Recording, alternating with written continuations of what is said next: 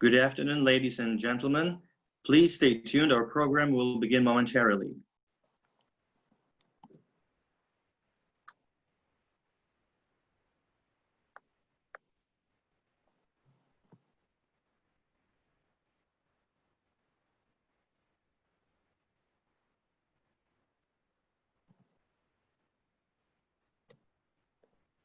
Welcome to AJC Europe Connects.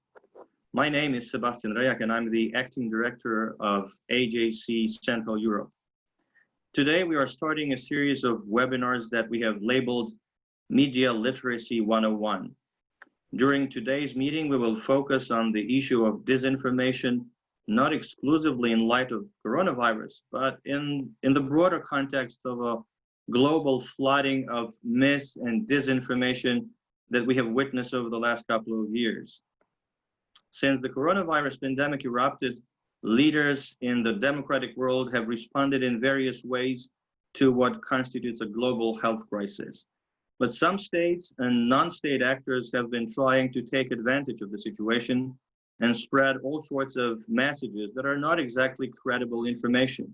That, of course, is a phenomenon that did not start with the coronavirus pandemic, but it got amplified. AJC, American Jewish Committee, is a nonpartisan advocacy organization and has been at the forefront of the defense of democracies around the globe.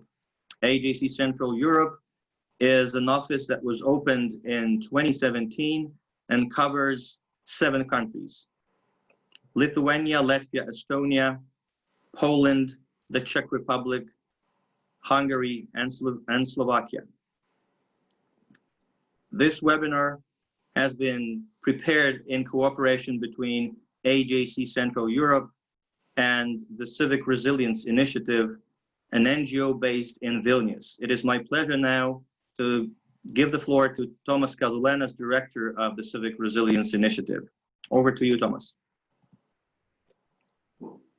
Thank you, Sebastian. Hi, everyone. I'm Tomas Kazulenas, the head of Civic Resilience Initiative based in Vilnius, Lithuania. So at this moment, I'm living and working in Rome, in Italy.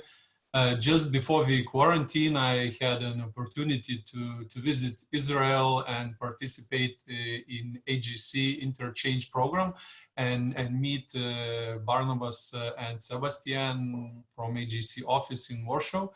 So first of all, I would like to thank you, Sebastian and Barnabas, for this invitation to cooperate and the opportunity to join our forces on this seminar. I really appreciate our cooperation with AJC office and I hope to continue it in near future. Very briefly about our organization, about Civic Resilience Initiative. We are focusing on security, media literacy, disinformation, misinformation, propaganda topics. The aim of our activities, mostly practical training and seminars, are to increase the resilience of societies, encourage people to think critically, become more media literate, to build the media literacy and the ability to operate in an environment full of propaganda messages. And it's very shortly about our organization. And now I would like to invite my colleague, Dalia Bankauskaitė. She's the expert of media literacy and disinformation partnership professor at Vilnius University and non-resident fellow at the CEPA based in Washington, D.C. So please, Dalia, and then have a good seminar and looking forward to seeing you in our other seminars. Thank you. Let me just tell you one thing to our participants, that if you have questions, please use the Q&A icon, or you can raise a hand using also an icon. We will have opportunities to read those questions, but also if there's something that you really missed and you would need our speaker to maybe repeat or clarify things, do not hesitate to ask questions. Thank you. Good afternoon, ladies and gentlemen. Good afternoon, colleagues. I'm grateful to AJC and CRI for the opportunity to speak to you online. It's a challenging opportunity, I would say, because I'm speaking to you directly, but at the same time without having an eye contact, and speaking about extremely important issue, the impact, the effect the information has on us, the way we can consume the information and how we react to depending on the information we receive. I would like to start still before starting talking about information consumption, manners, style, habits. I would like also to mention that today is a special day. May 8th is the day, Victory Day, when the Europe, the world is celebrating the end of the Second World War. Moreover, I would say it's not only the end of the Second World War, it's the celebration of unity, that countries, nations, despite of huge sufferings, injustice, harms, manage to come together, to forgive and to build their future, their presence together. Tomorrow, Russia will celebrate its Victory Day and the end of the Grand Patriotic War, and that will be another celebration of the same Second World War. Tomorrow will be Europe's Day, the day when Schumann's declaration was announced, establishing the European Union, or starting the beginning of the European Union. And moreover, this is the time when we talk in the time of COVID-19 virus, when the information is flooding. There's a lot of information, and at the same time, there's a lack of information. It means diversity of interpreting information. I would like to share my screen with you all, and raise and pose the question,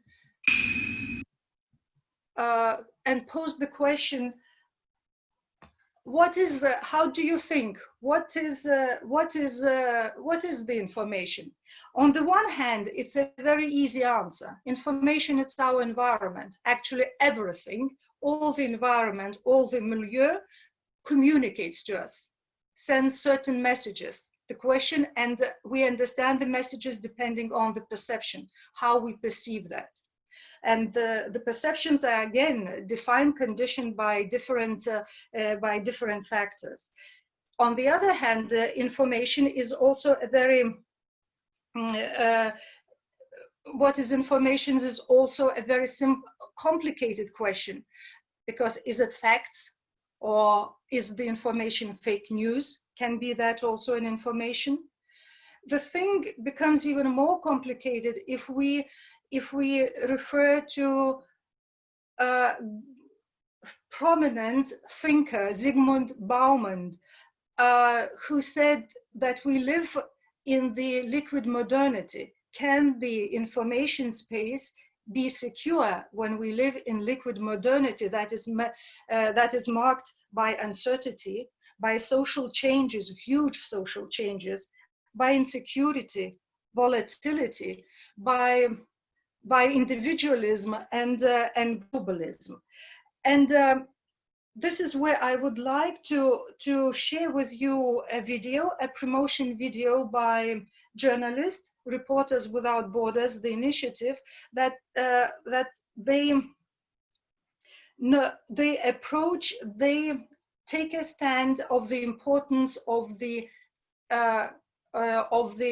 facts, that is of fair, factually based information, and that how we should fight, I would not afraid of this word, fight fake information.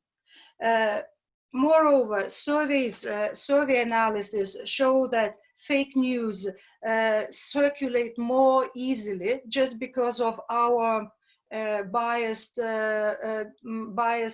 cognitive capacities. Our mindset is like this, that we are dominated by fear instincts, by negative instincts, by drama instincts. That is, these instincts are a very favorable ground for media to approach their readers, their audience. So journalists really feel responsible for what kind of information space they create for all of us. Let me...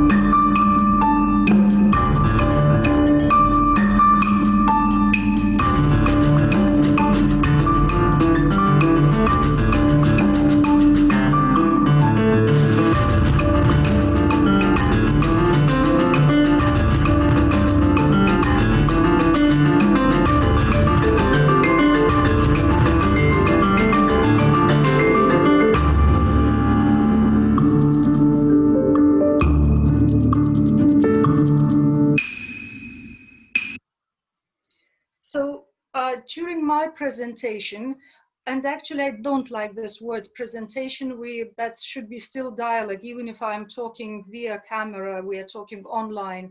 I would try to explain, discuss the terms, present definition of terms, then explain disinformation techniques, how they exist, and also demonstrate linguistic manipulation or manipulation techniques, as well as give examples mainly based on COVID-19 and narrative of our past, that is history interpretation.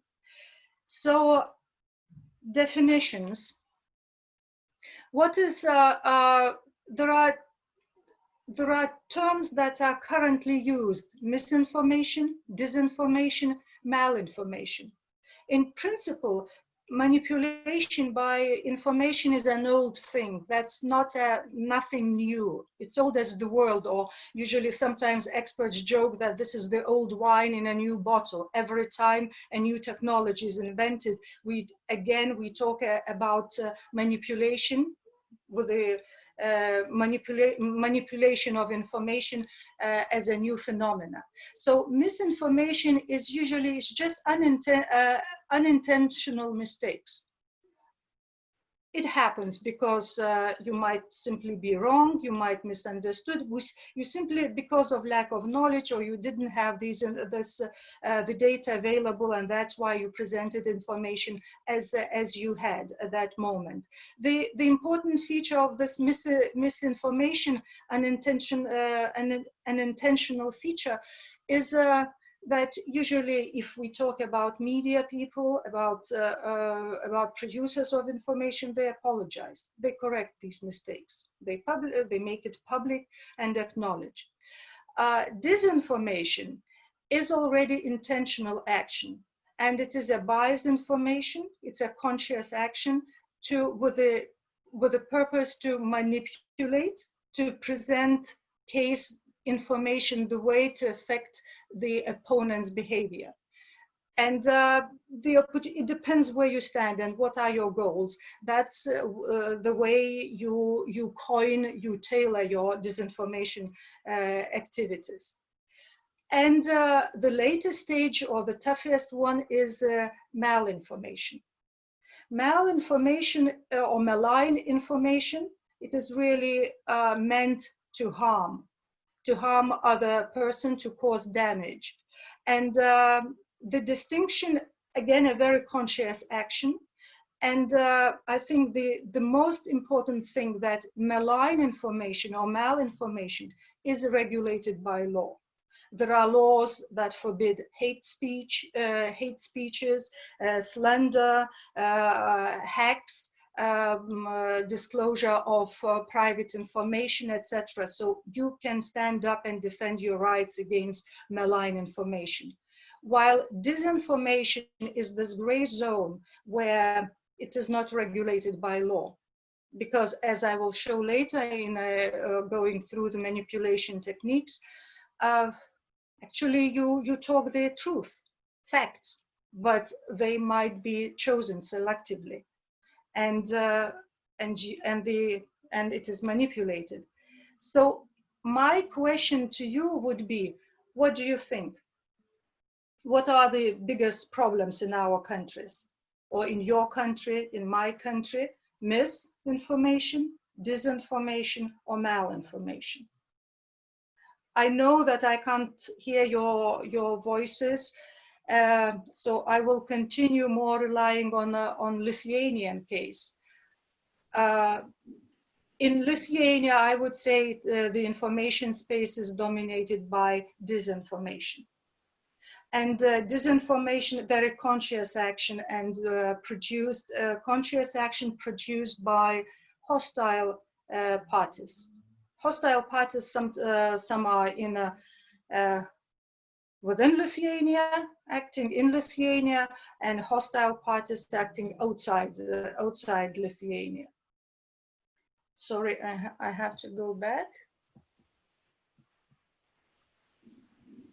No.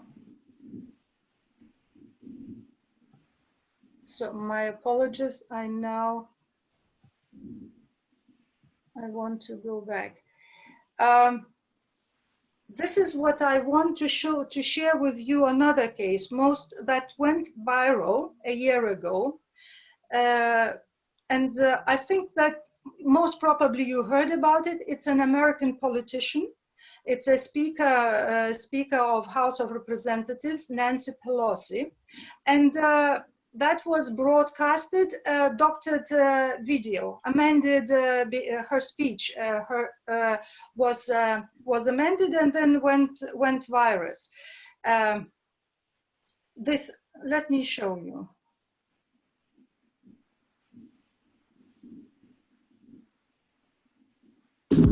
An altered video of Speaker of the House Nancy Pelosi has been circulating online. The video appears to show Speaker Pelosi slurring her words, but it is actually slowed down to create that effect. Well, here's a look at the doctored video next to the actual video.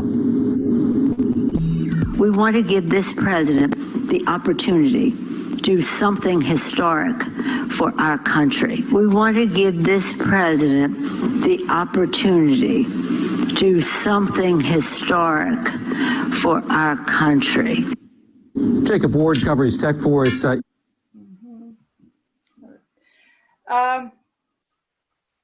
As if, you know, it's a very dumb or primitive joke, right? Somebody slows down somebody's speech. Impression, yes, that person is a politician, and in a politician, high-profile person.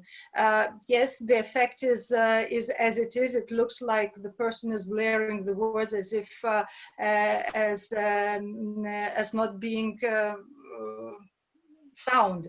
But what I wanted to attract your attention to is that was broadcasted by news agency, or the agency that calls itself a news agency, Fox News.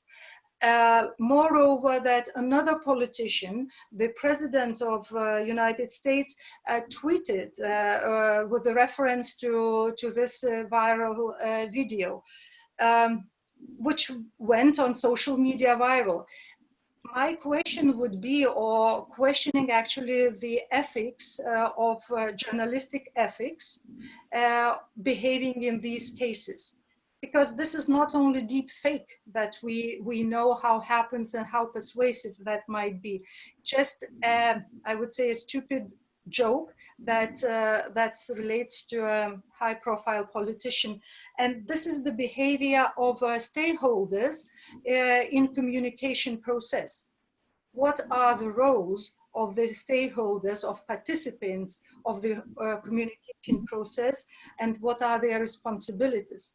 when I speak about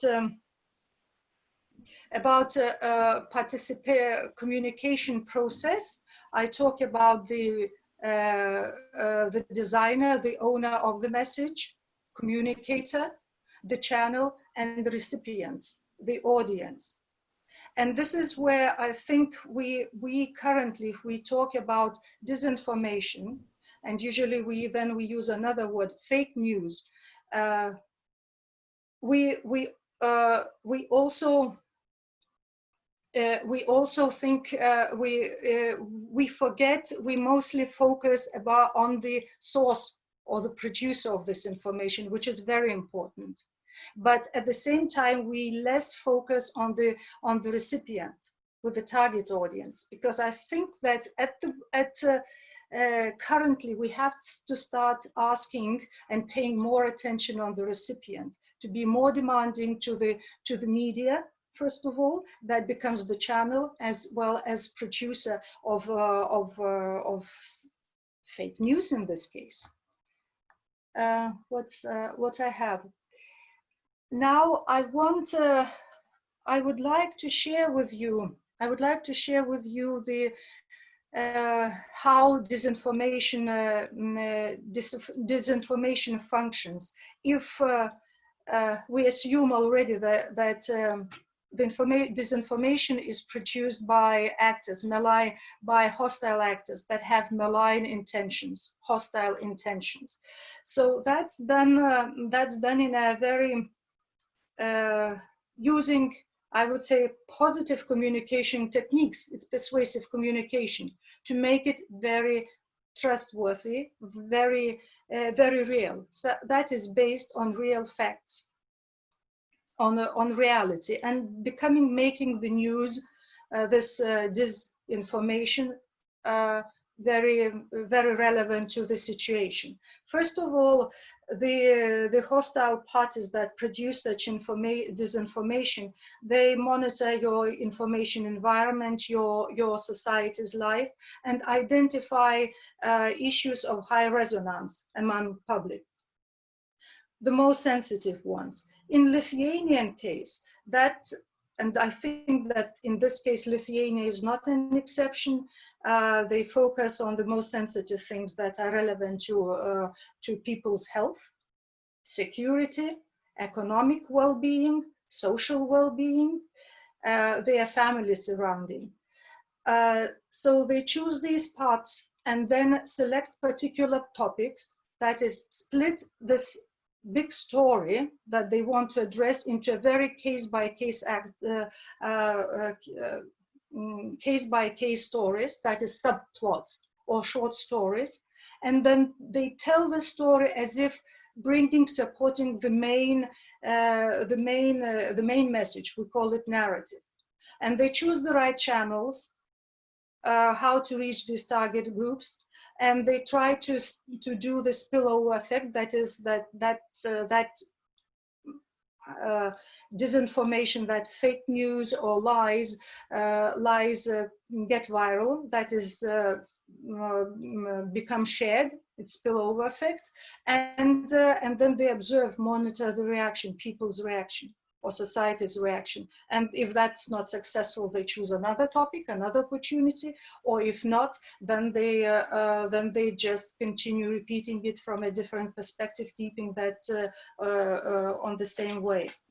I want Dalia, we have two questions that I think it makes sense to read out right now. One is, do you think fake news and disinformation are just synonyms of each other? And the other is, how can we as recipients of information become more responsive? And what are the methods, if there are any, to demand verified information from our networks, from information providers? Thank you very much. Excellent questions. Fake news. It's not a synonym. It is used, fake news and disinformation. I would say disinformation is really, it's a process, and it's a consistent and it's a strategic communication activity. While fake news, it's a single act. lie. I don't know even why it is used fake news. One, you can simply say it's not true, it's lie. Sometimes they say alternative facts. So that's my, I would appreciate having discussion, but just voicing my opinion. And about talking, and I will continue, if you don't mind, I will continue talking later on in my presentation. In my course, I will approach the techniques that are used to manipulate and show how to be responsive to that. The producers definitely fully support this attitude. The producers on information should be responsible. And moreover, I say that like, if we talk about media journalists, so journalism nowadays, there's no enough just to be well-balanced journalism. He said, she said, and presenting that as a really objective information, presenting both sides. There's today's journalism should be hybrid because threats are hybrid, multi-domain. What I mean by hybrid, that media's role today is not only fact-checked and present this balanced present information in a balanced way, but it's also to educate and explain. You have to explain the context. And moreover, at least in a Lithuanian discourse, in a Lithuanian space, we have a discussion quite often how to not to multiply those fake news or that disinformation organizers actually aiming at. Because when you debunk, when you do the fact checking, you report the wrong case, fake case. So usually you do that somewhere at the beginning, just the way the reporting is organized. And later on, and only somewhere by the end, you offer some positive narrative. People, we do not keep this attention so much. We read the first paragraph, the headline, and that remains. So actually you contribute to the disinformation organizers' goal to spread the information, to spread disinformation as much as possible. So yes, in short, yes, the media people, journalists, have to be much more responsive, more responsible, more conscious of what information they produce. Moreover, as I said, they should educate, provide positive narratives, explain and tell their own story. I think what I observe, based on the Lithuanian experience, I could talk on behalf of the Baltic experience, quality media becomes in high demand. It is in fashion now. And I observed that already for a few years. And it became a good tone for any media, mainstream media, to have an investigative journalism, that is the top quality journalism, that also venture into the disinformation cases and not only debunk, but also provide this background information, contextual information, because this is the most important thing. If we have any more questions, I'm very happy to answer. If not, I will then... Yes, there is one more question now, and that is about the role of social media. Does the popularity of social media mean that it's never going to be easy to diagnose what kind of information we are reading, whether this is based on facts or not, because most of us are getting the information from social media? Thank you. Again, excellent question, excellent question.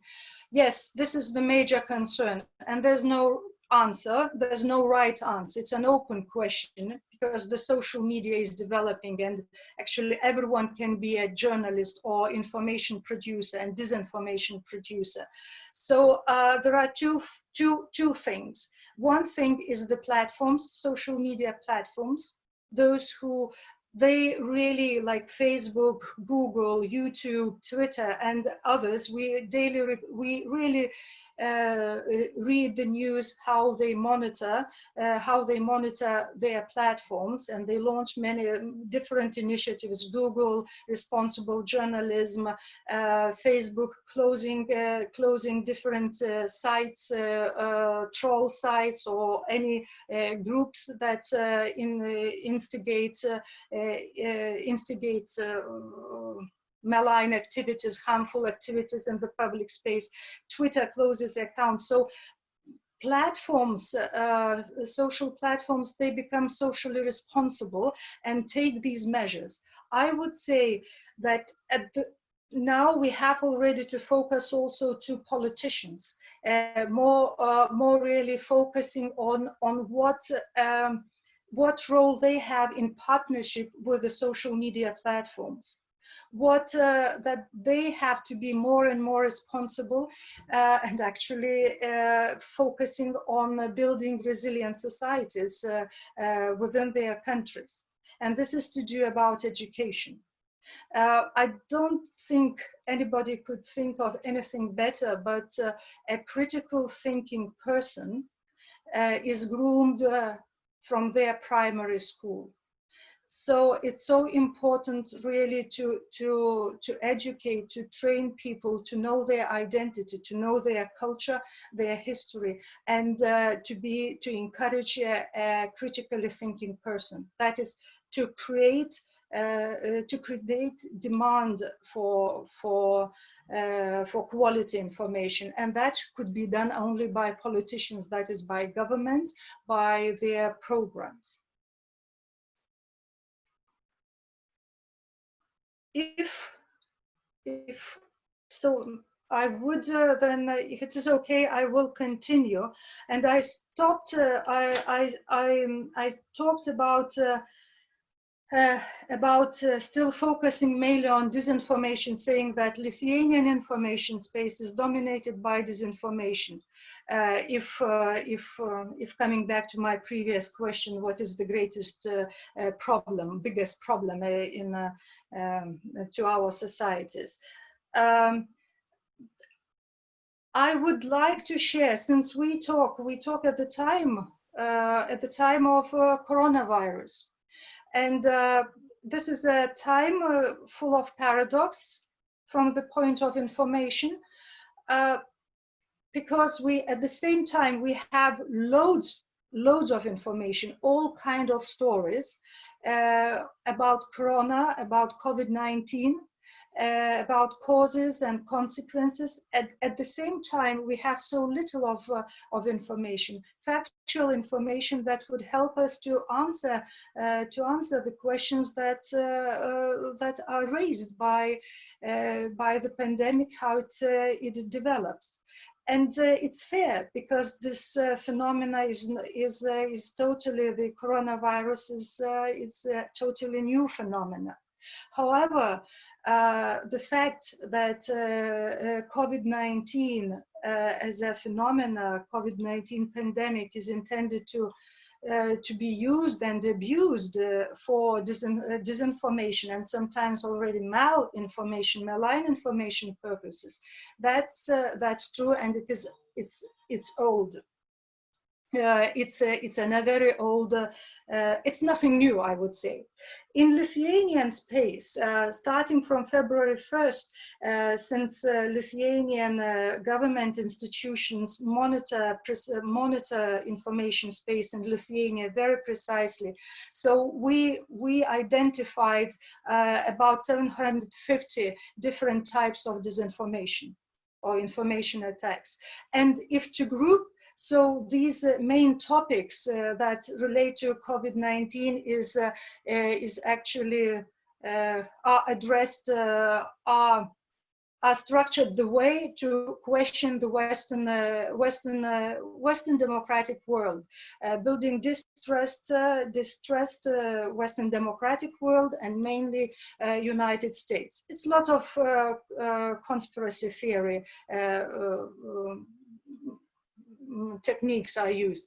First of all, coronavirus is argued that it is a man-made virus. Another, that it is created by, in this case, by US institutions, either intelligence institutions or Pentagon. Also, they envisage that this is a deep state indicted pandemic, or it is closely related. It is indicted by either conspiracy of pharma companies, huge companies seeking more profit, because then you need vaccination, or by, very clearly, by one person, that is Bill Gates, and quoting and telling the stories that was done intentionally. Now, these narratives, there are more that I show on my slide, but I will focus more on these ones that are in bold and bigger letters. Now, how these stories go.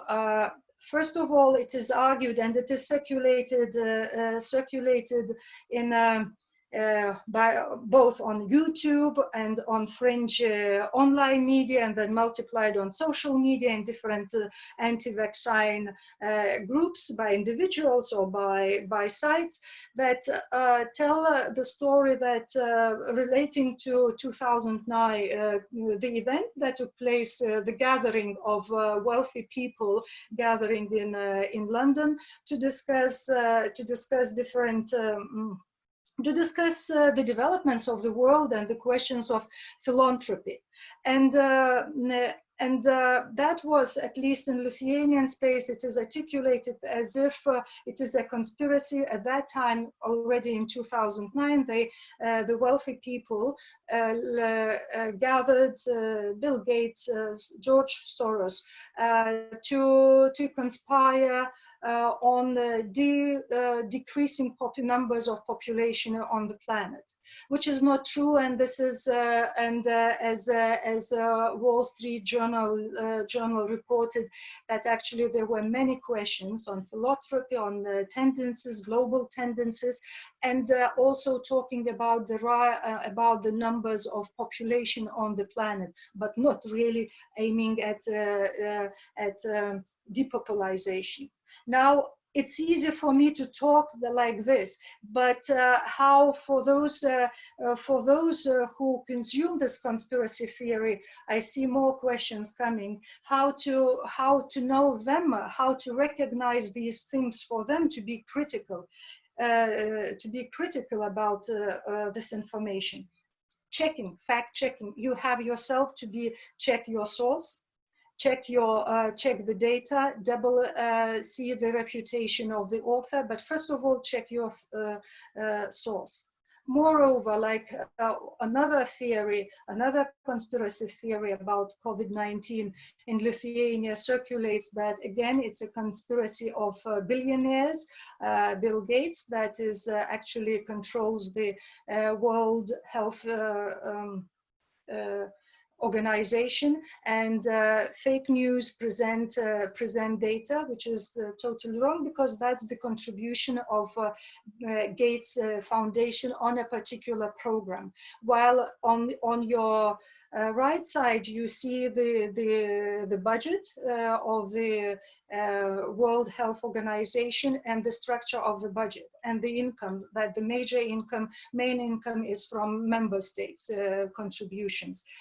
Answer is very simple. Again, be critical.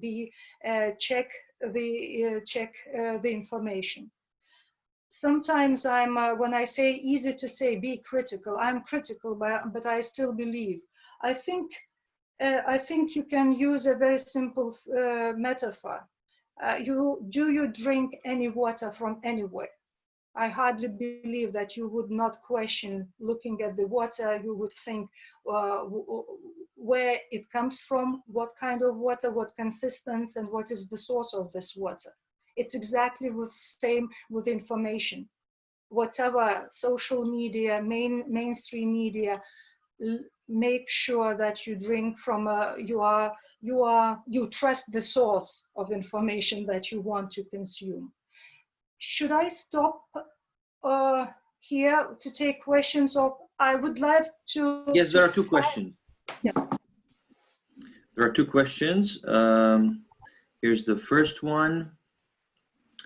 Going back to the Nancy Pelosi video used by major media and tweeted by the President of the USA, how is one to discover that it really was fake? What tools do we have to diagnose news as fake? Would you like me to read the other question Yes, immediately, please. or? I can say about tools, how it's better. Again, you can. The best thing is browser, Google, Google, and see the options whether there's more information on it, and check, compare. This is, I think, the best. Another is just to check the source, where you get about, who is doing. Do you really trust?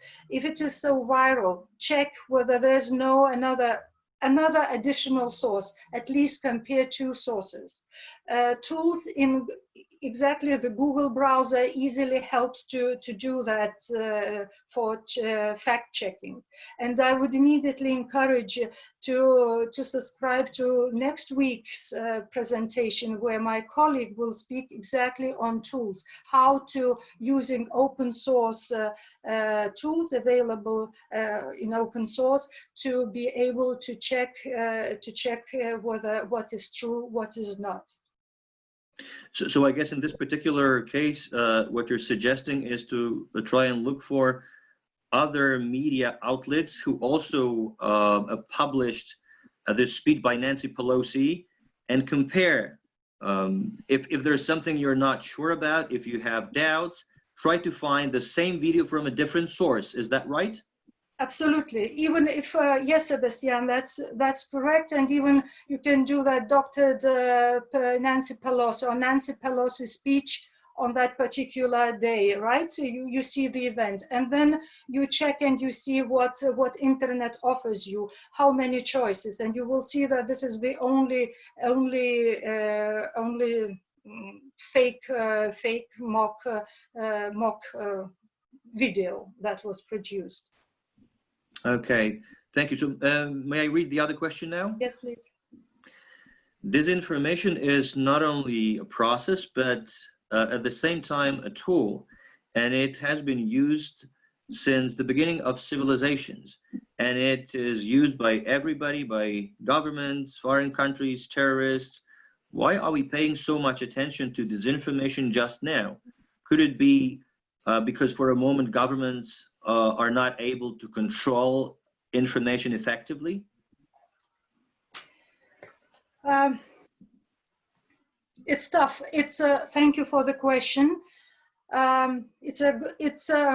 Why we pay attention. I would argue that we paid attention to the disinformation all the time, because this is the part of influencing your opponent.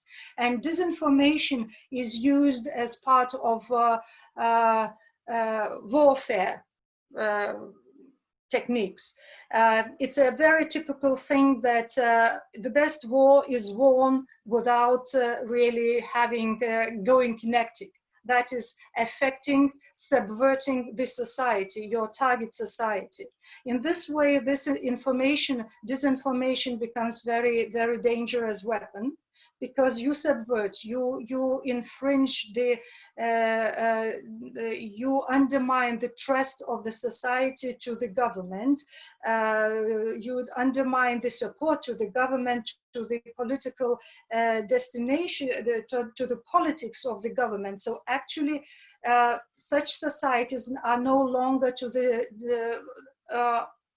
such societies become pay a favor to the hostile opponent. That's the major concern. And since the current geopolitical situation is like this, that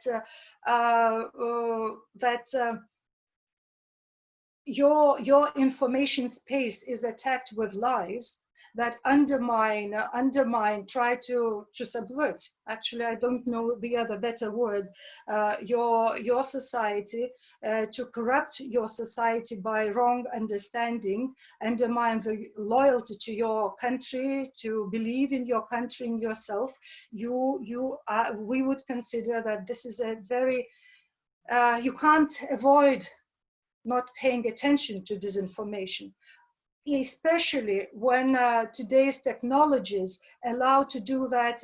The reach out is extremely huge, and the technologies are making that so persuasive, this fake information, lie. Okay, so there were two questions. Two questions. I would, the last thing, to be again critical, you have to how to know whether it's lie or not, you have to be very attentive. So continue with the COVID-19 and this conspiracy theory. It's also said that COVID-19 is invented by men, invented just for the sake of vaccination and getting chipped. Surveillance and chips installed into your brains or your body, and as a proof, they present certain letter by IBM company. It seems okay, quite impressive, especially for those who do not read English or any other foreign language. But the thing is that again, you have to check that neither the street nor the zip code exists in reality. So it is a fake information. What else I wanted to say, if to talk more about virus as such, I would say COVID-19 pandemic is used as a disinformation is not a new technique. If we remember, at least here in Lithuania, in Eastern and Central Europe, we can remember 2 years ago there was a flu, African swine fever virus that is they have these waves of this African swine fever spread distributed by wild pigs, by wild boars, and usually the pig farms are affected. And immediately, as soon as you have the spread of virus, we had disinformation campaigns, I call, or waves, saying that this is again a virus that is created by in American military biolabs and to undermine our economies. Those who do more readings know or can easily remember that in 1970s that was born really this kind of conspiracy theory or story was born in 1970s when Cuba suffered from African swine fever and accused America for inventing this fever virus for undermine Cuban economy.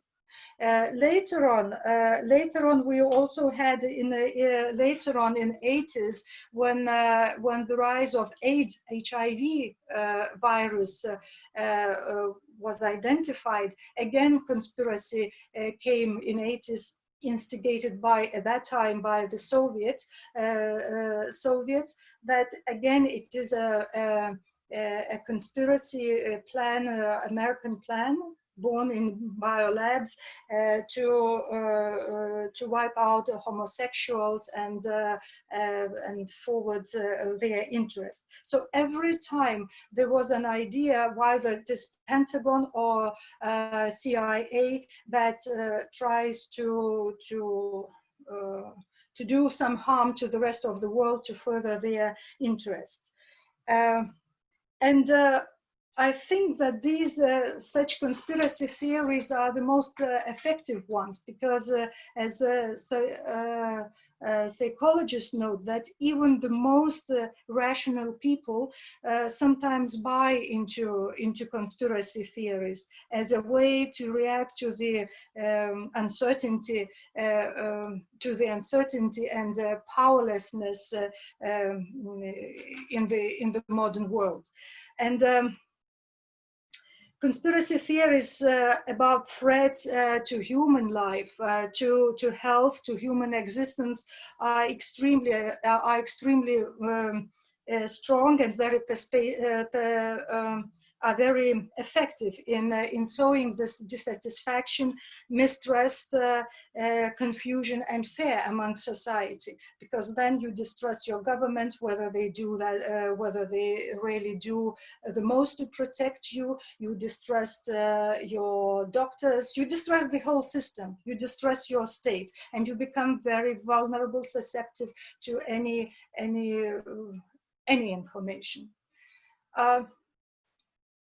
Commandments of disinformation, 6 commandments of disinformation. So the way it works, to sum up what I was talking, find the crack in the society, identify the weak point, create a big lie that could live, a huge narrative, huge.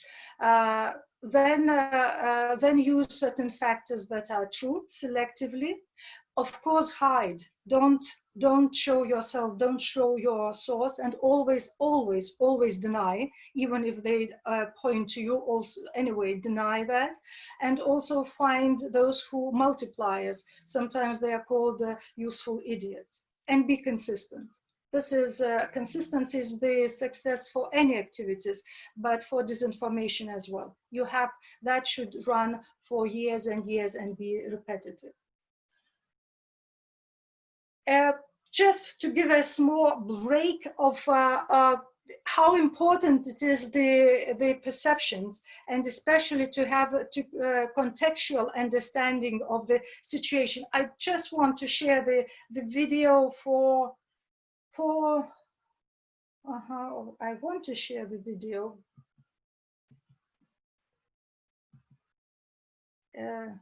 Just to have a slight break from disinformation and move to the manipulation techniques.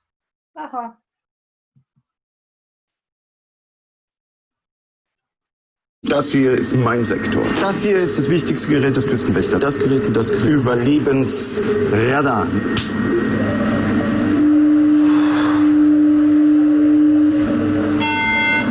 Mayday, Mayday. Hello, can you hear us? Can you hear us? Can you... Over. We are sinking. We are sinking. Hello? This is the German Coast Guard. We are sinking. We're sinking. What are you thinking about?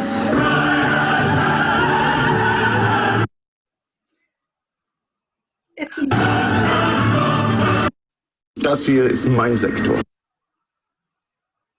Das hier ist das wichtigste Gerät. I want to.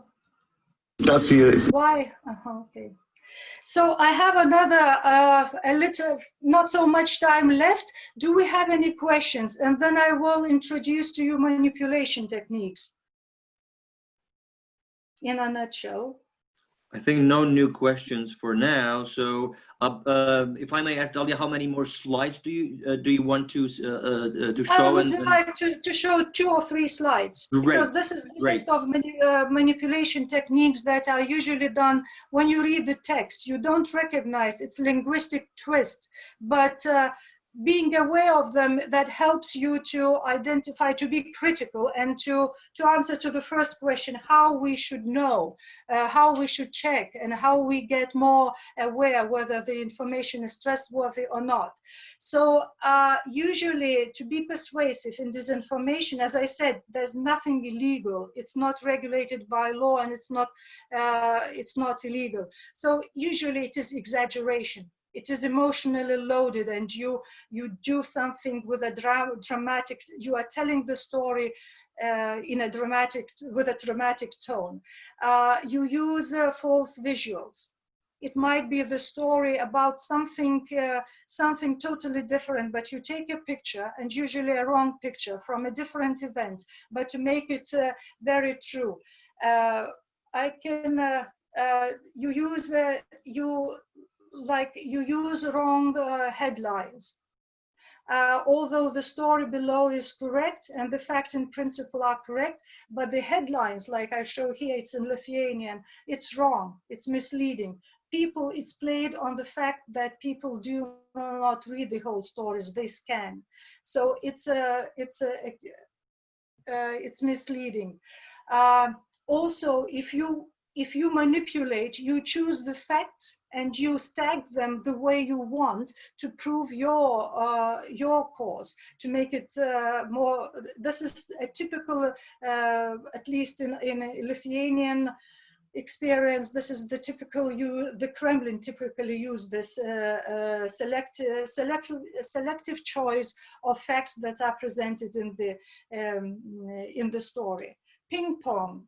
If you want to spread this disinformation, because one story told once, it's not a story, it had to be repeated. So usually they do that the story starts somewhere in no-name website, somewhere online, and then immediately is caught and repeated by another one and by another one. So as if the same message creates this atmosphere of that this is really the news that everyone are talking about. Wolf scribes wolf. It's vilification of an individual or an institution for something you also do. I was telling about the virus conspiracy theories, and actually this is again stems from the Soviet times, or now the Kremlin uses that. But they never ever mention, for example, Novichok, CEPA case, that they use the same the poison. They don't talk about Litvinenko, they don't talk about Bulgaria, or just recent case, the news that about the mayor of Prague and the attempts to poison the mayor. Again, these are in Russian. The circulates narratives that take the fact and interprets in a wrong way, about the member states' disagreements, at first uncoordinated action, how to cope with the COVID-19, they immediately translate into that EU falls apart. Narrative laundering. This is when you have just no name expert, but you say, expert says this and that, doctor, professor says, one way. Another way, usually it's a very favorite topic format, is joining the bandwagon. People say, people ask, people want to know. People know best. It's like majority. Or it's easy to accuse somebody, defensive being offensive. So you divide and you say they and us, they attack us. So you artificially create this false dilemma effect. Creating context, as I said, it's so important because it's manipulative. If you create by picture, by introduction, some news, and you end with something very dramatic. So even the very news that is not so important sounds very dramatic. And emotions, as I said, instigate the fear. Our instincts of fear, of drama, of exaggeration, this is being cognitive biased. We really remember negative things much easier than positive. So that is in a nutshell. And I think that's so much I wanted to say during this 1 hour. Thank you very much, Dalia. Thank you. We have one more question, and I have 2 questions that I've been thinking about for a few minutes. So I'll read the first question. Do you see any differences between disinformation and interpretation? For example, RT called many Western governments as fake news agency, but at the same time, they just give other ways of interpretation in favor of Russian propaganda. And for example, in the Baltic states, the Baltic states are called sometimes there's something that's missing, I guess, there in this question, but it's basically about Soviet occupation of the Baltic states that Russia seemingly is still using to distribute disinformation. So I guess two things in this. One is whether there is a difference between disinformation and interpretation, and the other thing, governments being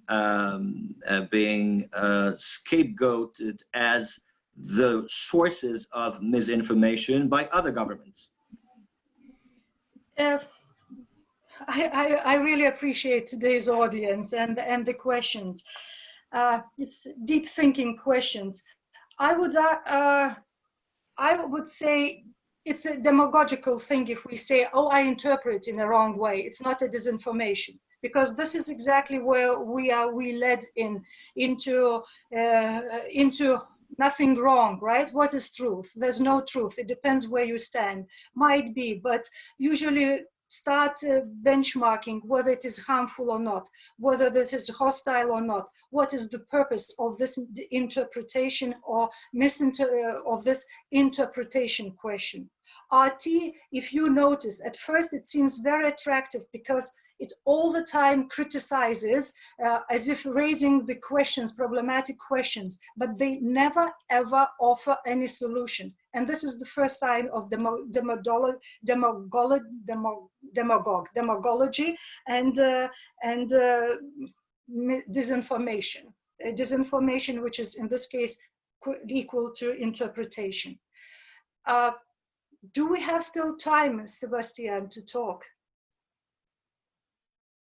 I think a few minutes. Because I know that this is my questions, or unless yes, you want to elaborate more on. So that's yeah. So that's and then it depends again if the governments defend the interest of their state. So if the information, I call it disinformation, causes threats to their sovereignty of their state and well-being of the state, I don't think that there can be any other answer as just disinformation or malign information. Thank you. So the two questions that I would have, one is rather methodological or technical. Remembering one of the slides that you showed us, that was the scanner copy of a fake document, and you said that it's the address was wrong, there was something wrong with the name of the department in terms of English grammar.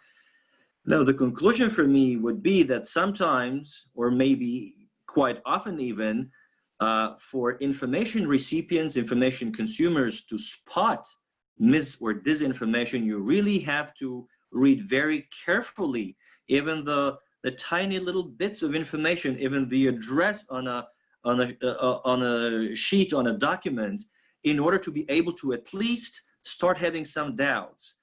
That's doable, but at the same time, is it realistic to expect, to assume that millions of people would have the time to do that, and that they would be ready to understand this kind of nuance?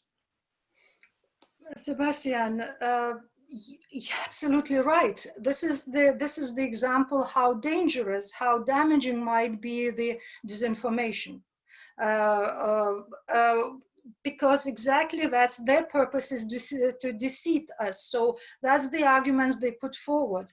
And this is where already journalism, fact checkers, civic initiatives should be included to go into really this deep disinformation techniques, very sophisticated ones. So that showing that how sophisticated and malign in this case they are, or intentional they are in doing the disinformation.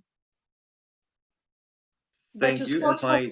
For an ordinary I absolutely agree. It's not easy task. That should be combined tasks.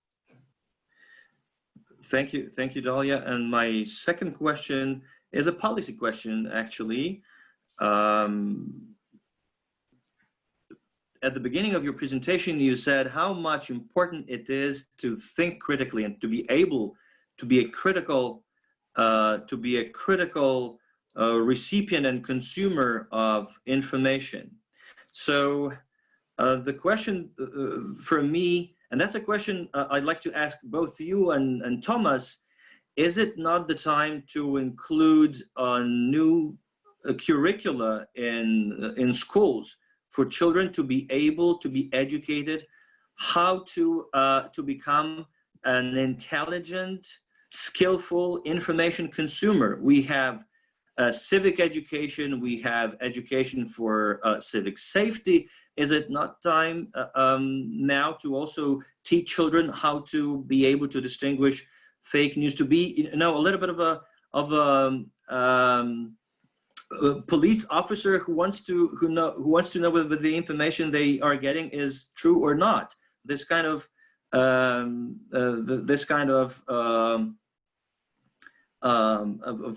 inquisitive thinking. Sebastian, you should be our education minister. Absolutely. Short answer, yes. On the other hand, to tell the truth, is the programs are there, and the at least in Lithuania, the government is talking about introducing as a mandatory. Now it is an optional, it's not compulsory, but introducing the media literacy course as a compulsory course.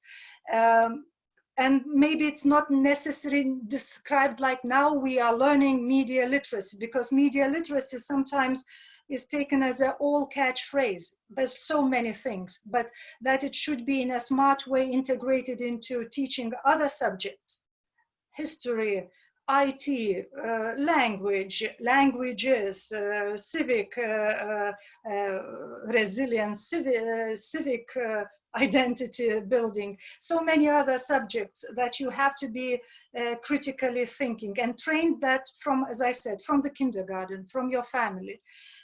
So that's definitely, that should be in the schools. And Lithuania, I think Estonia does that as well. 3 Baltic states have that in their curriculum, and copy and follow the experience of Finland that has that incorporated this subject into the teaching curriculum long ago, and we know their results as a society, as concerning society's resilience. Thomas, sorry, I took too much of your floor. Yes, thank you for this question. Yeah, it's obvious that media literacy is a critical need that should be taught from kindergarten, schools, in universities as well. It's equally important to develop a resilient information user, most of the tools, methods, and principles on how to check the information are publicly available and easy to use it. People should use information as a tool to orientate and react properly to situations, but not to be enslaved by it. And media literacy is the ability to access, analyze, evaluate, create, and act using all forms of communication. And with media literacy skills, you will have the power to think through each of these important questions every time you pick up on your phones or flip on the radio. Yeah.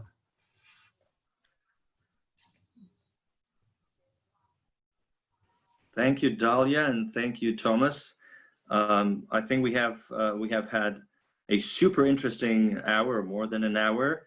Dalia, first of all, thank you very much for being with us, for taking your time to share your knowledge and experience. I'm more than sure that we have all learned a lot. I hope our participants will join us next week for our next webinar Media Literacy 101 next Friday, May 15th at 10 a.m. Central European Time, which is 11 a.m. Eastern European Time. And we will have our next webinar labeled Media Literacy 101. Thank you so much, everyone. Stay safe, stay tuned. All the best. Thank you very much. Thank you Great so much. pleasure. Good luck. Ačiū. Ačiū.